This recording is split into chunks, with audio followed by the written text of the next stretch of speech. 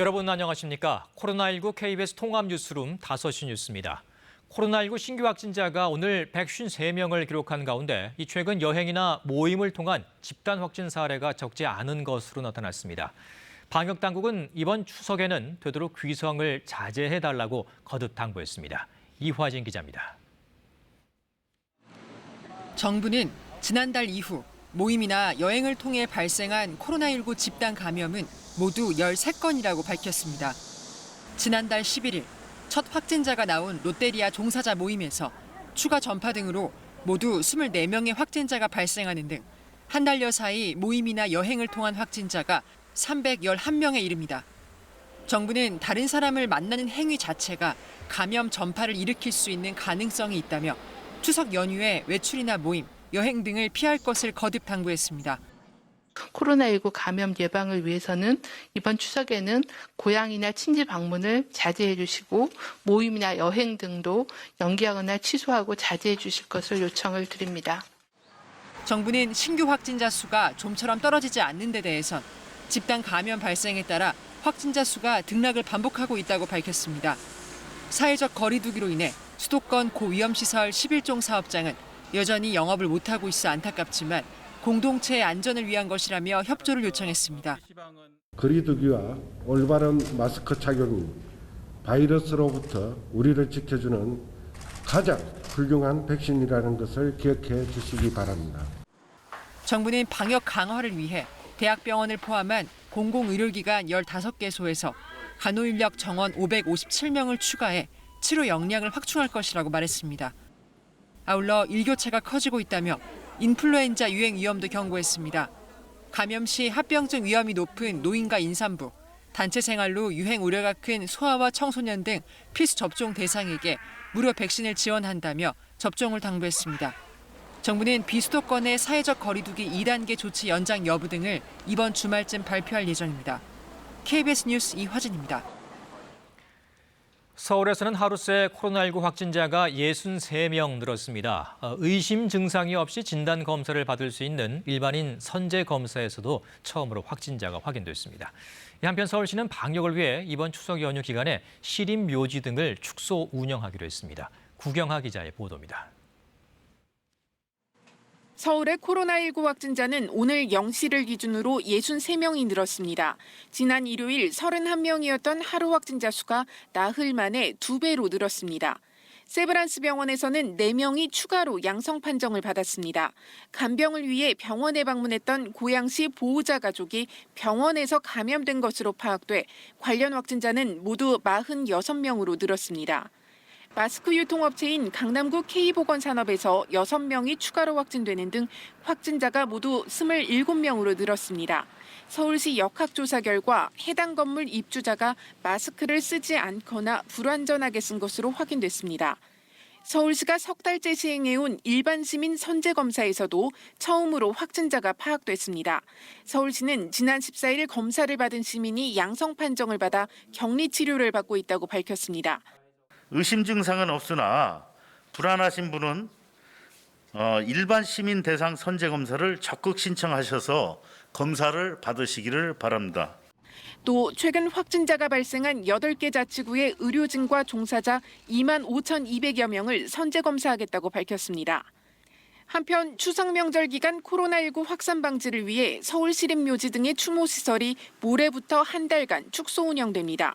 용미, 벽재리 묘지 등 서울 시립묘지 5곳의 실내 봉안당은 휴일에 폐쇄되고 추석 기간 재래실, 휴게실도 운영되지 않습니다. 실외시설에서는 추모할 수 있지만 음식물 섭취는 금지되고 무료 순환버스의 운행도 중단됩니다. 서울시는 이번 추석 연휴에는 가급적 성묘 등을 자제하고 비대면 추모를 해달라고 요청했습니다.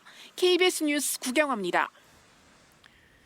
경기도 광명 기아자동차 소아리 공장 관련 확진자가 최소 11명으로 파악돼 보건당국이 역학조사에 나섰습니다. 이 남양주의 한 아동 도서업체 관련 확진자도 15명으로 늘어나는 등 산발적 감염이 지속되고 있습니다.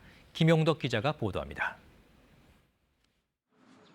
경기도 보건당국은 기아자동차 광명 소하리 공장 관련 코로나19 확진자가 지금까지 11명으로 파악됐다고 밝혔습니다. 공장 직원 혹은 직원 가족들인데 거주 지역별로는 용인 4명, 안산 5명, 군포 2명 등입니다. 공장 가동이 중단된 가운데 보건당국은 밀접 접촉 150여 명에 대한 검사를 계속하고 있어 확진자가 더 늘어날 가능성도 있습니다. 남양주에서는 이달 초 집단 감염이 발생했던 아동 도서업체 관련 확진자가 3명 추가돼 관련 확진자가 15명으로 늘었습니다. 또 이천에서는 장호원 노인 주간보호센터를 이용한 80대가 확진돼 관련 확진자가 20명이 됐습니다.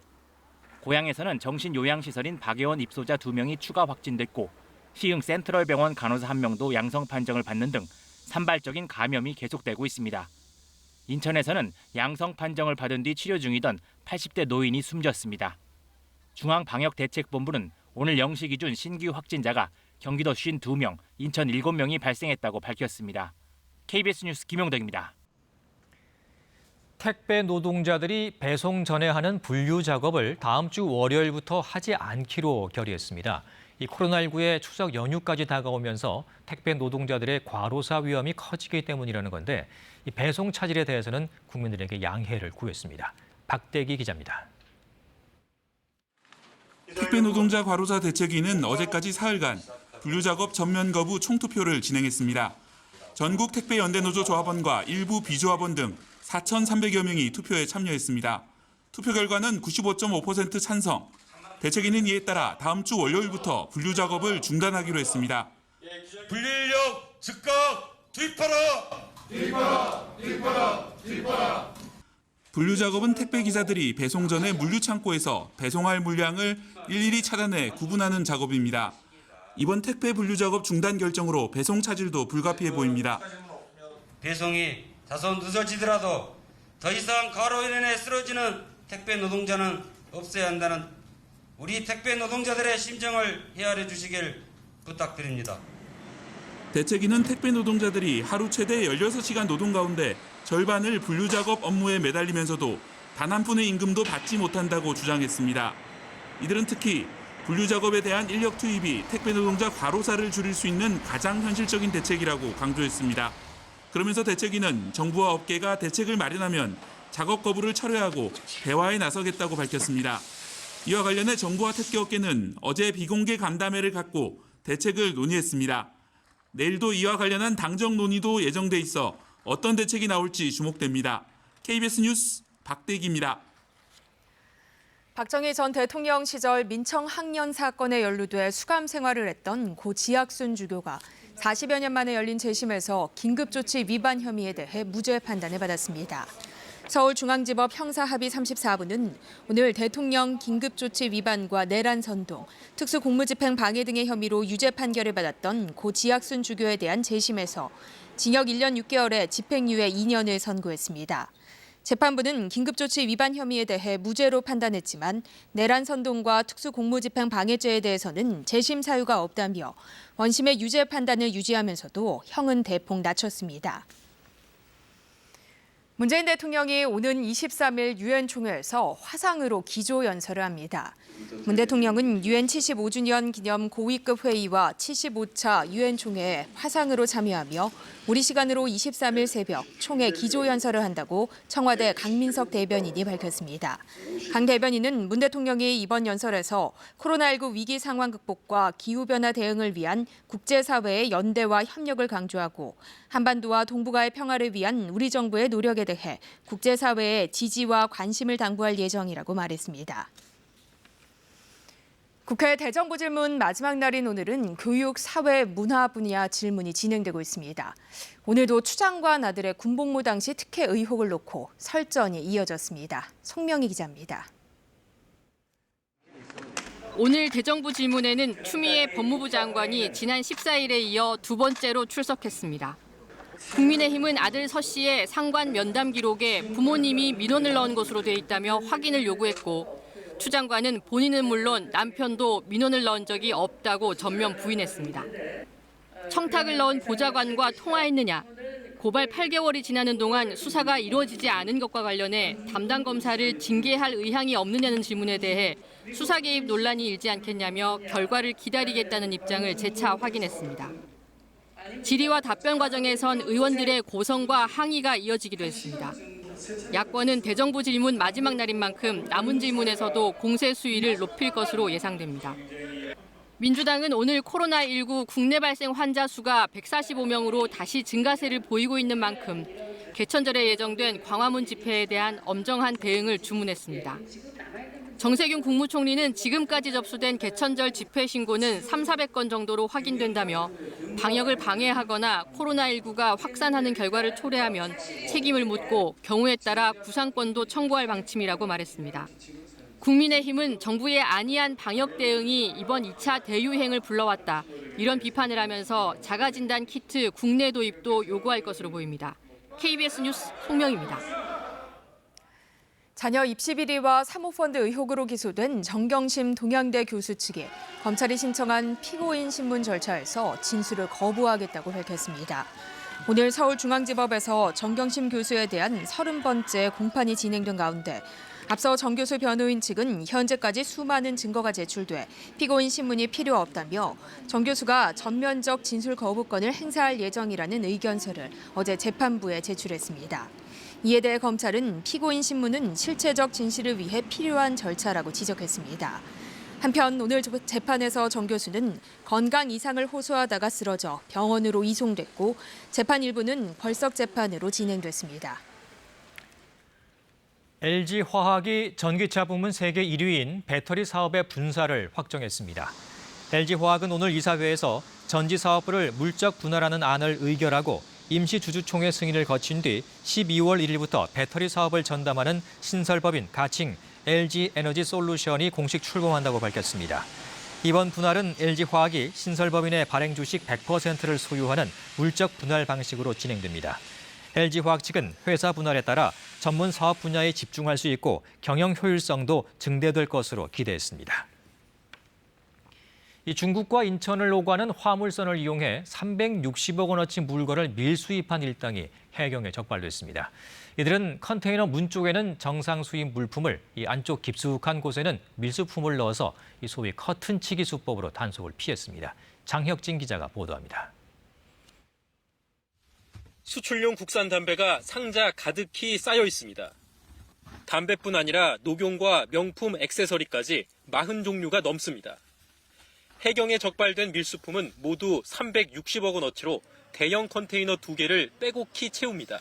가져올 때는 한 갑에 1,000원, 그리고 이제 국내 중간 판매처한테 팔 때는 2,000원, 소비자한테는 3,000원, 3,500원 이렇게 팔리는 거죠. 굉장히 수익률이 좋아요.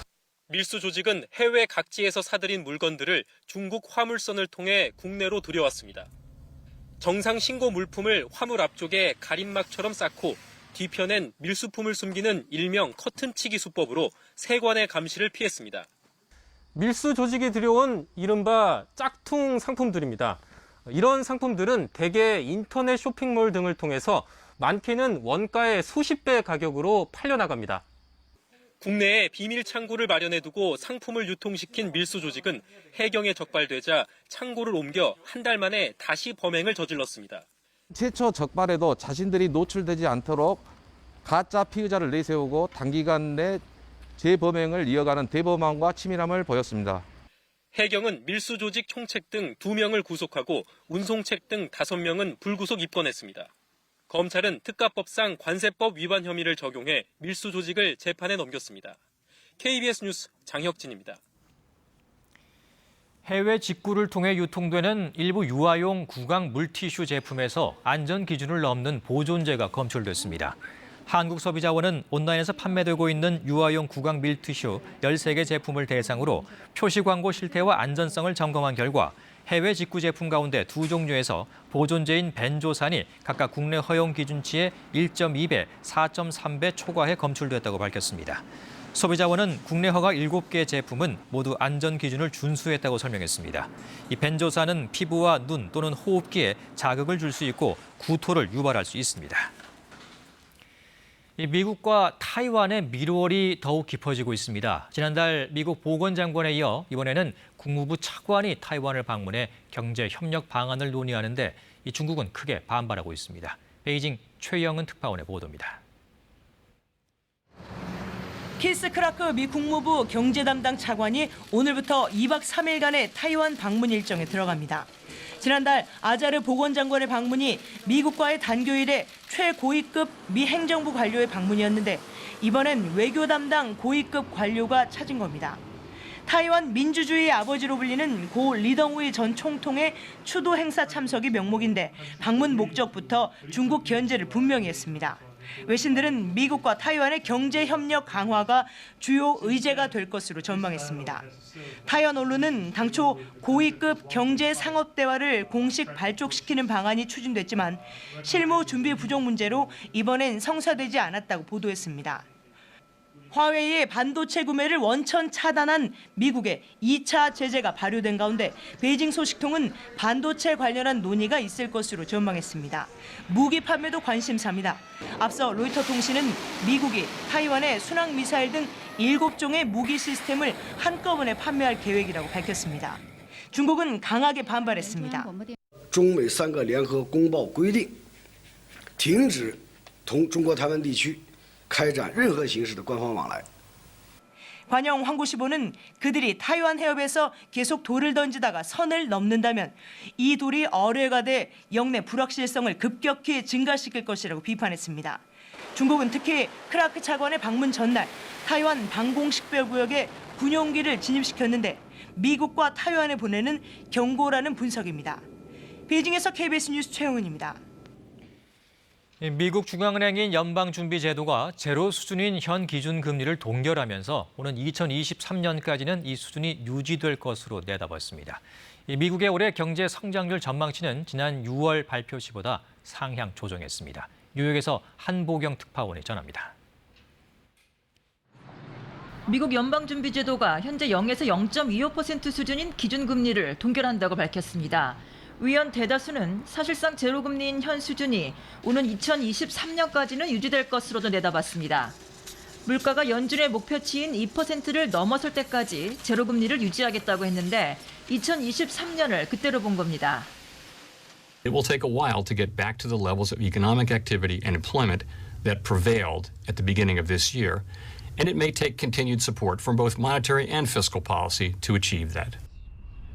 올해 성장률 전망치는 지난 6월 발표한 마이너스 6.5%에서 마이너스 3.7%로 상향 조정했습니다. 마이너스 성장이긴 하지만 당초 예상보단 경기 회복 속도는 빨라질 거란 기대감에 섭니다. 그러면서도 내년과 내후년 전망치는 오히려 낮춰 잡았습니다. 코로나19 이전으로 완전히 돌아가기까지는 시간이 더 걸릴 거란 판단입니다.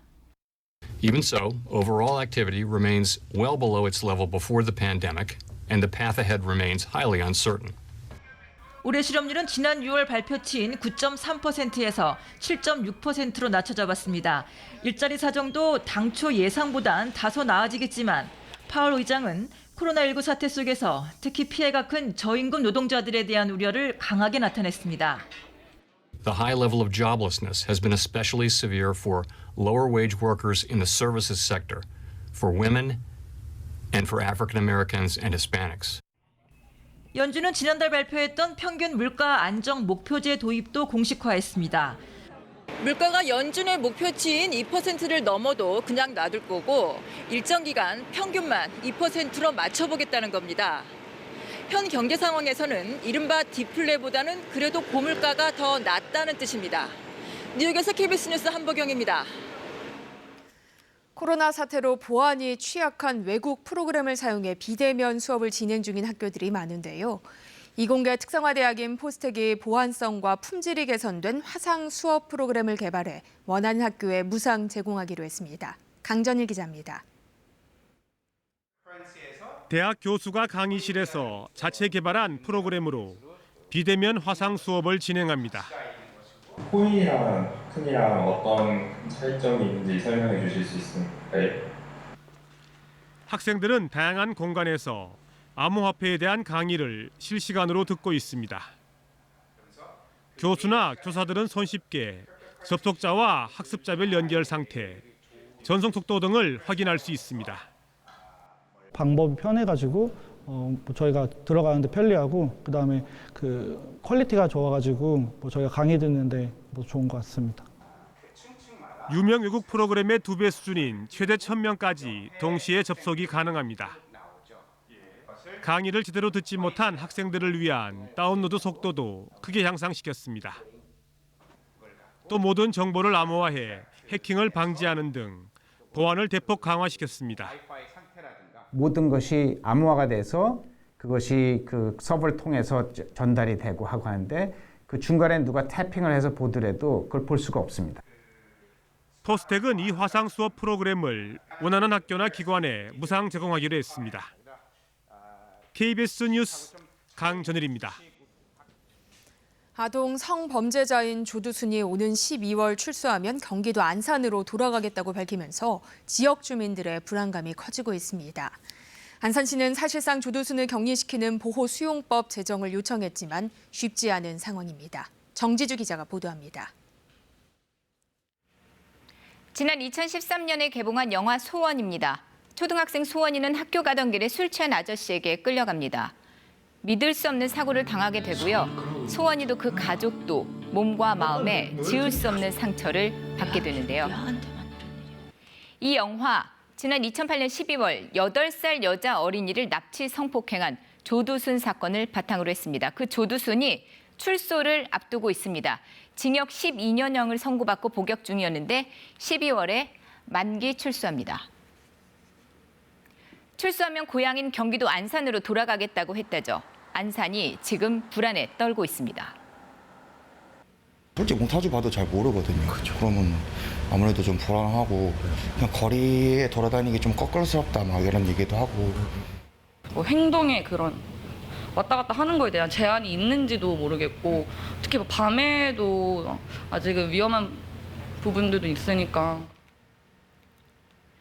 조두순이 출소하면 안산을 떠나겠다. 항의 전화가 3,600통이나 왔고요. 지역 인터넷 커뮤니티에는 불안감을 호소하는 글들이 쏟아지고 있습니다. 성범죄자 알림이 사이트를 통해서 조두순의 거주지 등 신상은 5년 동안 공개됩니다. 하지만 최근 사례와 비교하면 그 구체성이 크게 떨어진다는데 그 이유 있습니다. 현재는 성범죄자 공개 정보가 읍면 건물 번호까지 아주 구체적으로 공개가 가능하게 되어 있는데 이 조두순이 구금될 당시에는 개인 보호가 더 앞섰기 때문에 건물 상세 주소를 공개할 수 없는 상황에 있었습니다. 안산시 일단 CCTV 200여 대를 추가 설치합니다. 사실상 조두순을 격리시키는 보호수용법 제정도 요청했습니다. 법무부는 사실상 불가능하다는 입장이지만 안산시는 거듭 요구하고 있습니다. 강력한 제재 외에는 조두순을 실질적으로 제어할 수 있는 방법이 없다고 판단했기 때문입니다. 자, 그 피해자 가족들은 어떨까요? 여전히 악몽 속에 몸부림치며 살아간다는데요. 그 아버지가 이렇게 편지를 통해 밝혔습니다. 조두순은 법정에서 자신에겐 죄가 없다 변명으로 일관했던 자라며 사과도 반성도 없었다고 울분을 토했습니다. 그러면서 조두순을 영구 격리하겠다던 정부의 약속을 지켜달라고 호소했습니다. 국회에서도 이른바 조두순 격리법 제정안이 발의됐습니다. 아동 성폭력범에 대해선 출소 후에도 사회와 격리되어서 보호수용시설의 관리와 감독을 받게 하는 내용인데요. 하지만 법 통과까지는 시간이 빠듯합니다. 그래서 법무부 전담보호관찰관을 지정해서 1:1 감시하겠다 이렇게 밝혔습니다. 조두순은 출소 후 7년 동안 전자발찌를 차게 되는데 1:1 감독을 받게 되면 그 위치가 40초에 한 번씩 보호관찰관에게 전송됩니다. 이를 토대로 생활 패턴이 분석되고요. 만약 평소와 다르다면 경찰 등이 바로 출동하게 되는 거죠. 지금 전자발찌만 채워놓는 경우보다는 훨씬 효과가 있다, 제법 억지력이 있다, 이렇게들 평은 하고 있습니다. 일선 그 보호관찰소마다 인력을 쉽게 확보를 못 해가지고 현재 조두순과 유사한 범죄를 저지른 재범 고위험군이 192명이나 됩니다. 이들 모두 24시간 1:1 관찰 대상자지만은요, 실제 관찰을 받는 것은 24명에 불과합니다. 인력 때문인데요. 법무부는 내년에 보호관찰관 300명을 더 충원해야 한다 이런 입장이지만 이마저도 쉽지 않아 보입니다. 자, 조두순은 오는 12월 13일 출소합니다. 출소 후 재범 가능성을 막기 위해 법무부는 경찰 또 지자체와 공조하겠다고 밝힌 상태입니다. KBS 뉴스 정지주입니다. 예술의 전당이 코로나19 여파로 고사 위기에 직면한 민간 공연계를 돕기 위해 공연장 대관료를 전액 면제합니다.